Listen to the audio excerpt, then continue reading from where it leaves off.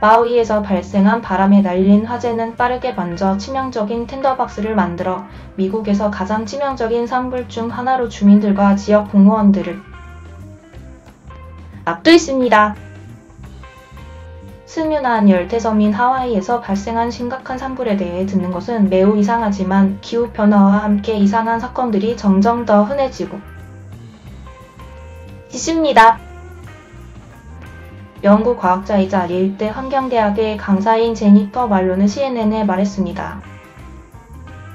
강풍과 건조한 조건 그리고 섬의 지리로 인해 복잡한 이 화재로 인해 최소 36명이 사망했습니다.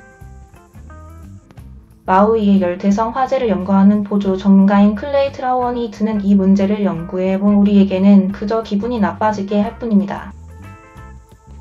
라고 말했습니다. 마우이의 산불은 현대 미국 역사상 가장 치명적인 산불 중 하나로 보입니다. 칼파이어에 따르면 이 화재는 2018년 11월 85명의 목숨을 앗아간 캘리포니아 캠프 화재에 이어 이미 지난 100년 동안 두 번째로 치명적인 산불로 기록되었습니다. 트라워니트는 하와이 역사상 단연코 가장 치명적인 산불이었다고 말했습니다.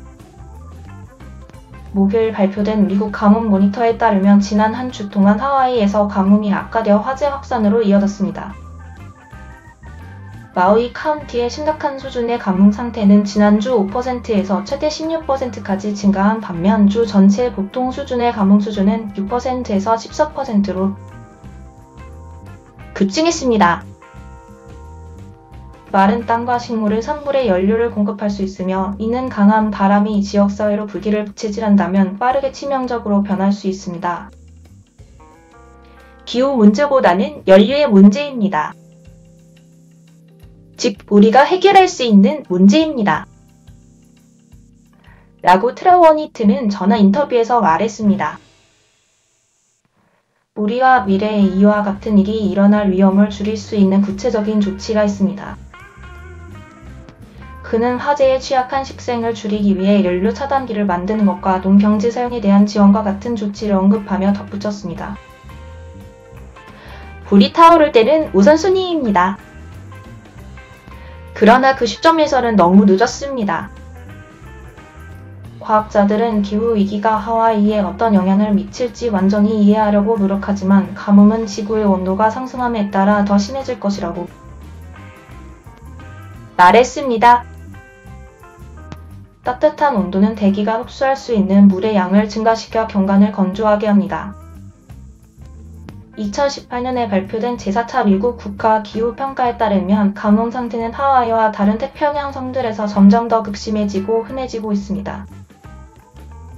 과학자들은 보고서에서 하와이의 강우량은 일반적으로 시간이 지남에 따라 감소하고 있으며 연속적으로 건조한 날의 수가 증가하고 있다고 지적했습니다. 그리고 기후위기로 인해 이전에는 10년에 한 번만 발생했을 수도 있는 가뭄이 이제는 70% 더 자주 발생한다고 2021년에 세계 과학자들은 보고했습니다. 풍부한 연료와 열 가뭄 및 강한 도통을 결합하는 것은 통제 불능 화재의 완벽한 방법입니다. 라고 말로는 이메일로 말했습니다.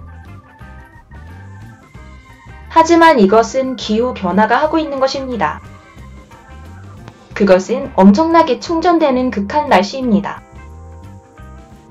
이것은 인간이 야기하는 기후변화가 점점 더 어떻게 생겼는지 보여주는 또 다른 예입니다. 시속 100만 마일의 지속적인 바람을 가진 빠르게 움직이고 강력한 카테고리 4 허리케인인 허리케인 도라는 문제를 돕고 있지 않습니다. 폭풍우가 하와이의 남쪽으로 포효할 때 두 힘이 합쳐져 매우 강하고 파괴적인 바람을 생산하는 강력한 고기압 시스템이 북쪽에 머물러 있었습니다. 기상청에 따르면 낮은 습도와 함께 이 강한 바람은 위험한 화재 날씨 상태를 수요일 오후까지 만들어내고 있습니다. 라고 말했습니다. 높은 바람, 계속되는 가뭄 상태, 그리고 건조한 상대 습도는 그 화재를 유발하고 그 화재를 부채질하는 요소들이라고 CNN 기상학자 대립반 댐은 말했습니다. 문제는 이 바람이 예를 들어 남부 캘리포니아의 산타아나 바람과 비슷하게 그것이 산을 내려갈 때 따뜻해지고 그것이 매우 건조하고 묵제야 같은 상태를 만든다는 것입니다. 라고 그가 말했습니다. 매사추세츠의 클라크 대학의 기후학자이자 지기학자인 에비 프레이저는 2018년 허리케인 레이는 마우이와 오아후에서 발생한 큰 화재와도 관련이 있다고 언급했습니다. 야생불은 많은 사람들이 인식하는 것보다 하와이에서 발생한 더 큰 문제입니다. 프레이저는 오아후에서 연구 프로젝트를 진행하고 있는 하와이에서 온 이메일을 통해 말했습니다.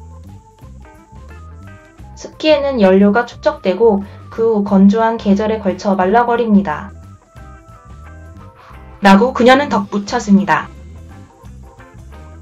이 건조한 연료와 현재 허리케인 도라에서 발생한 높은 바람과 낮은 습도를 결합하면 우리는 매우 위험한 화재 날씨를 갖게 됩니다.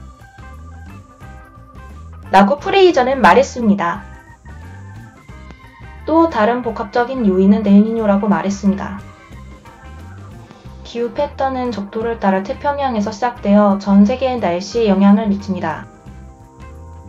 이것은 올 여름 중부 태평양에서 발생하는 평소의 허리케인 활동보다 더 높다는 것을 의미합니다.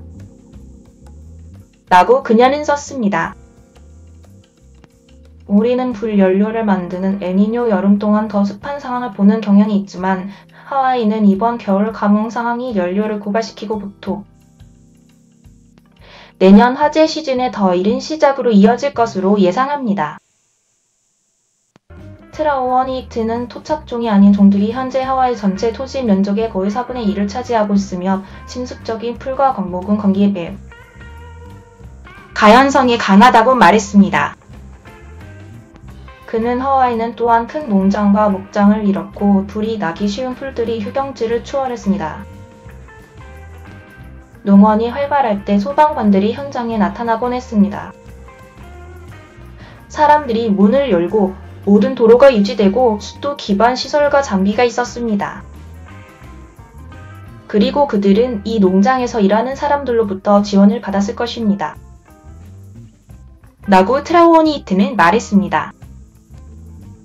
그것이 변화했고 토지 사용도 변했기 때문에 그것은 모두 소방관들에게 달려 있습니다. 하와이는 또한 강우 패턴의 극적인 변화를 겪었습니다. TRAUERNICHT와 퍼시픽 파이어 익스체인지에 따르면 하와이에서 매년 연소되는 지역은 이제 주 전체 국토 면적의 약 1%이며 화재가 가장 많이 발생하는 본토의 서부 12개의 주와 비슷하거나 종종 촉과합니다. 태평양의 성체인인 하와이의 지리와 제한된 소방 자원 또한 노력을 복잡하게 합니다.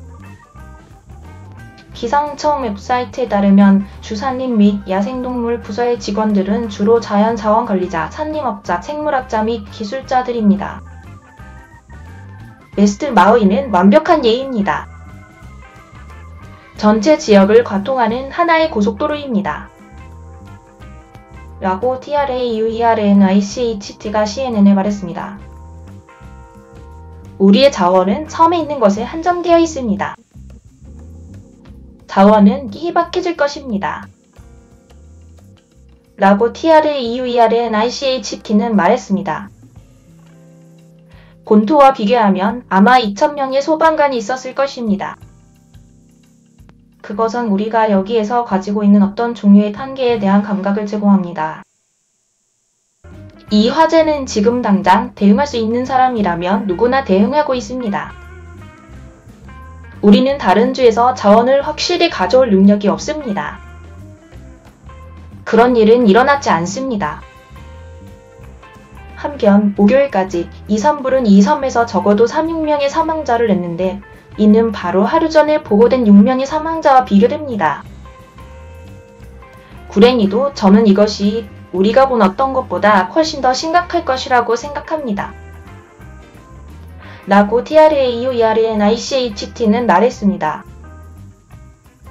경고에도 불구하고 많은 사람들이 놀라움을 금치 못한 것 같습니다. 국립기상청은 일종의 경고를 발표했습니다. 우리는 기상 조건에 대해 며칠의 리드 타임을 가졌습니다. 라고 TRAUERNICHT는 말했습니다. 우리는 강풍과 건조한 조건을 예상했습니다. 그러나 우리가 필요로 하는 규모로 연료를 관리하는 것은 이러한 화재와 조건에 대해 최소 몇 달 전에 취해야 할 조치입니다. 라고 말했습니다. 이것은 우리가 수십 년 동안 말해온 것입니다. 라고 TRAUERNICHT는 말했습니다. 그는 말했습니다. 우리는 태울 가능성이 훨씬 적고 기후나 날씨의 이러한 변동에 훨씬 덜 민감한 환경을 만들 수 있습니다. 우리는 지금 이 문제와 싸우고 있는 이 사람들에게 빚을 지고 있습니다.